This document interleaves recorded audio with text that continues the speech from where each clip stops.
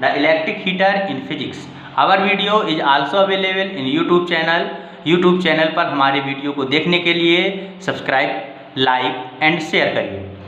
तो हम जानते हैं कि विद्युत ऊष्मक, इलेक्ट्रिक हीटर, विद्युत ऊष्मक क्या है।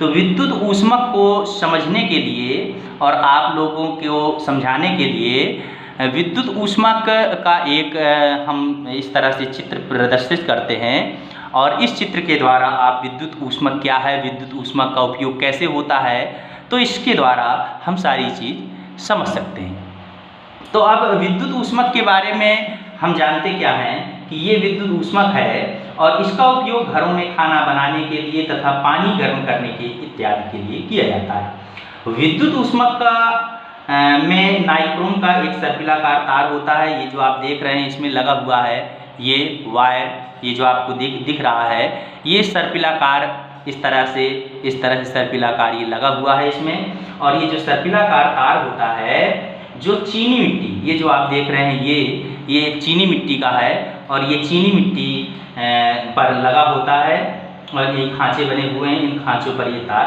लगा हुआ है। इसमें तापक तार प्लेट पर बने खांचों पर रखा जाता है। ये इसी को हम तापक तार के नाम से भी जानते हैं, इसी को तापक तार भी कहते हैं। सर्पिलाकार तार है, ये नाइक्रोम का बना होता है।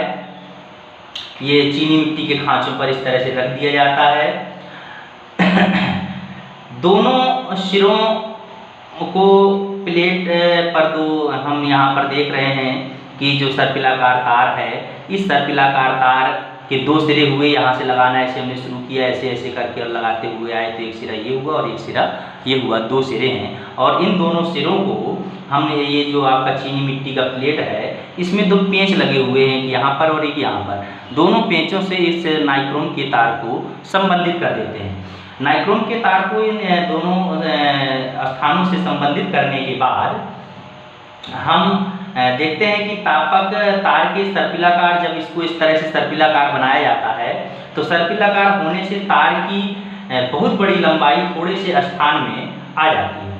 थोड़े से स्थान में आ जाती है, जैसे कि हम देख रहे हैं कि इसको हम जब सर्पिलाकार ऐसे बना देते हैं तो सर्पिलाकार बनाने से ये बहुत बड़ा लंबा तार, जो इतना लंबा था, ये छोटी सी जगह में आ गया था। तो छोटी सी स्थान में आ जाता है और जब इसकी लंबाई ज़्यादा है तो ये ज़्यादा ऊष्मा को अवशोषित करेगा और जिससे हमें ज़्यादा ऊष्मा मिल जाती है। इसके पहले आप जान चुके हैं रेजिस्टेंस और रेजिस्टिविटी में कि लंबाई अगर तार की ज़्यादा है तो उसका प्रतिरोध भी ज़्यादा होगा और जब प्रतिरोध ज़्यादा होगा तो वो ज़्यादा विद्युत ऊर्जा को ग्रहण करेगा और जब ज़्यादा विद्युत ऊर्जा को ग्रहण करेगा तो उसमें ज़्यादा ऊष्मा मिलेगी हमको। ये जो नाइक्रोम का तार है ये NiCr से मिलकर तथा मैग्नीज से मिलकर बना होता है। इन धातुओं से मिलकर बनता है तो इसकी मिश्र धातु होता है। NiCr तथा Mn से मिली हुई एक मिश्र धातु है जिसे हम नाइक्रोम कहते हैं। नाइक्रोम का गलनांक काफ़ी अधिक होता है तथा उच्च ताप तक गर्म होने पर ऑक्सीकृत नहीं होता। और ऑक्सीकृत का मतलब है कि ये दहन नहीं होता है और इसीलिए हम इसमें नाइक्रोम के तार का प्रयोग करते हैं। तो ये रहा आपका विद्युत हीटर, इस तरह से इसको बनाया जाता है। अब देखते हैं कि विद्युत हीटर कार्य कैसे करता है, इसकी कार्यविधि क्या है। कि जब हम ये नाइक्रोम के तार को इन पेंचों से संबंधित कर देते हैं, पेंच यहाँ है, एक पेंच यहाँ है और नाइक्रोम के दोनों सिरों को हम इन पेंचों से जब संबंधित कर देते हैं तो तापक तार में अर्थात नाइक्रोम के तार में धारा प्रवाहित होने लगती है। इसको एक डोरी से कनेक्ट करके जब हम बोर्ड पर लगाते हैं और स्विच ऑन करते हैं तो इसमें धारा प्रवाहित होने लगेगी और जब धारा प्रवाहित होने लगेगी तो तार लाल तप्त हो जाता है। इससे बहुत अधिक ऊष्मा उत्पन्न होती है। इस ऊष्मा का उपयोग खाना बनाने में, जल को गर्म करने में किया जाता है। हीटर के तार का ताप 800 से 1000 डिग्री सेल्सियस, 800 से 1000 डिग्री सेल्सियस जब हो जाता है तक हो जाता है तो हीटर लाल कलर का होकर के तप्त हो जाता है और हमको ऊष्मा प्रदान करता है। विद्युत हीटर में विद्युत ऊर्जा ऊष्मीय ऊर्जा में बदलती है। जो ये हीटर आपको दिख रहा है इसमें जब हम विद्युत ऊर्जा प्रवाहित करते हैं तो वह विद्युत ऊर्जा ऊष्मीय ऊर्जा में बदल जाती है। क्षण ऊष्मा विद्युत स्तरी, विद्युत विकिरण, विद्युत ऊष्मक के ही रूप होते हैं। तो इस तरह से हम अध्ययन करते हैं विद्युत ऊष्मक का। अब हम आगे चलते हैं कि विद्युत ऊष्मक के बाद विद्युत स्तरी क्या होता है।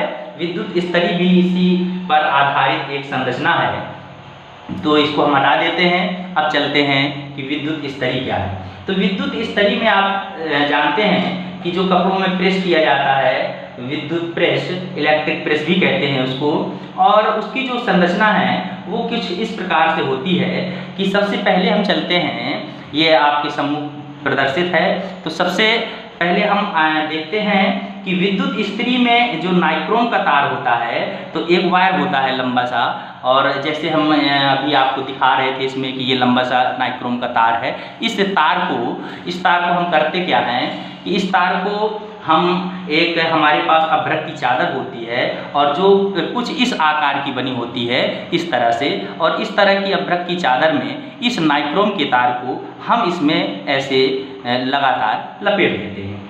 जब इसमें लपेट देते हैं तो लपेटने के बाद जब ये अभ्रक की चादर है और इस अभ्रक की चादर पर ये जो नाइक्रोम का तार है, इस नाइक्रोम के तार को इस पर हम जिस तरह से ये हमने लाइन के द्वारा व्यक्त किया है, तो इस तरह से हम अभ्रक के चादर पर नाइक्रोम के तार को लपेट देते हैं। जब लपेट दिया जाता है तो माइका अर्थात अभ्रक की ही दो पन्नियाँ होती हैं, और अभ्रक की ही जो दो पन्नियाँ होती हैं इसमें एक नीचे से और एक ऊपर से लगा दिया जाता है, तो ये पैक हो जाता है, ये बंद हो जाता है।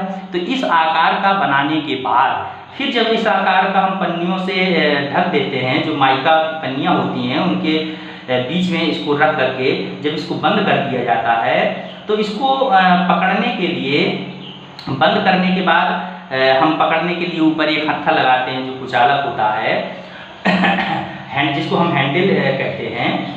कुचालक पदार्थ का एक हैंडल लगाया जाता है, और हैंडल लगाने के बाद ये एक इस तरह की संरचना बन जाती है प्रेस की। इसको एक कवर करते हैं, इस तरह से ऐसे कवर कर दिया जाता है, और कवर करने के बाद इसमें एक ये हैंडल लगा दिया जाता है। ये हैंडल इस तरह से लगता है, तो इस तरह से विद्युत प्रेस, ये इस तरह से आपने विद्युत प्रेस देखा होगा। तो ये इलेक्ट्रिक प्रेस इस तरह से होता है। तो विद्युत प्रेस इस तरह से, अब ये कार्य कैसे करता है कि जब ऊष्मक तार में धारा प्रवाहित करते हैं, तो जो हमारे पास ऊष्मक तार है, जो हमने नाइक्रोम का तार इस पर लपेट करके, और ये अभ्रक की चादर है, इसमें नाइक्रोम का तार लपेटा हुआ है, नीचे और ऊपर से माइका की पन्नी से इसको ढक दिया गया है। तो यहाँ दोनों सिरों से एक तार निकालते हैं और उसमें धारा प्रवाहित करते हैं। तो जब धारा प्रवाहित करते हैं तो धारा प्रवाहित करने पर इसमें जो नाइक्रोम का तार लपेटा जाता है, तो नाइक्रोम का तार रक्त हो जाता है, लाल हो जाता है, और स्त्री का जो आधार है, ये जो आधार हम देख रहे हैं, ये जो आधार है यहीं पर इसको रख कर ऐसे इस तरह से रखा जाता है। ये जो आपको इस तरह से संरचना दिख रही है, और यहीं पर दोनों तार होते हैं। तो तार जब धारा प्रवाहित करते हैं तो ये रक्त तप्त होता है और इसके ये आधार को गर्म कर देता है। तो जब ये आधार को इसकी गर्म कर देता है, तो गर्म करने पर ये आधार समान रूप से गर्म हो जाता है, और इसको हम प्रेस, कपड़ों में प्रेस करने के लिए यूज करते हैं। तो जब आधार गर्म कर देता है, तो जब ये पूरी तरह से गर्म होगा तो इसकी ऊष्मा ऊपर भी निकलेगी। तो ऊपर ऊष्मा ना निकले, तो जो हमने इस आकार का एक अभ्रक की चादर ली है और इसमें नाइक्रोम का तार लपेटा है और माइका की पन्नियों से इसको ढक दिया गया है, तो इसके ऊपर हम एस्बेस्टास, इसके ऊपर एस्बेस्टास से इसको ढक देते हैं। तो जैसे इस तरह से इसमें देख रहे हैं कि एस्बेस्टास से ढका हुआ है, और इसके अंदर इसी तरह का अभ्रक की एक चादर है, और अभ्रक की चादर के ऊपर नाइक्रोम का तार लिपटा हुआ है जो इसके अंदर है। ये ऊपर आपको एक अभ्रक की चादर से ये ढका हुआ है। अभ्रक की चादर से इसलिए ढकते हैं कि इसको जब विद्युत धारा इसमें प्रवाहित करते हैं, तो विद्युत धारा प्रवाहित करने से ऊष्मा ऊपर की ओर न जाए, इसके आधार को ही ऊष्मा प्राप्त हो। तो इस तरह से हम इसको बनाते हैं। चूंकि एस्बेस्टास तथा वायु ऊष्मा की कुचालक होते हैं, जो एस्बेस्टास से इसको ढक देते हैं, तो एस्बेस्टास तथा वायु ऊष्मा की कुचालक होते हैं, अतः उत्पन्न ऊष्मा ऊपर की ओर नहीं जाती है। समस्त ऊष्मा अभ्रक में होकर स्त्री की तली में चली जाती है, और पूरी तली एक समान रूप से गर्म हो जाती है। इस स्थिति में विद्युत प्रेस को कपड़ों पर रखने पर कपड़ों की प्रेस हो जाती है। तो इस प्रकार हम विद्युत इस्त्री का प्रयोग करते हैं। तो ये होगा आपका विद्युत इस्त्री।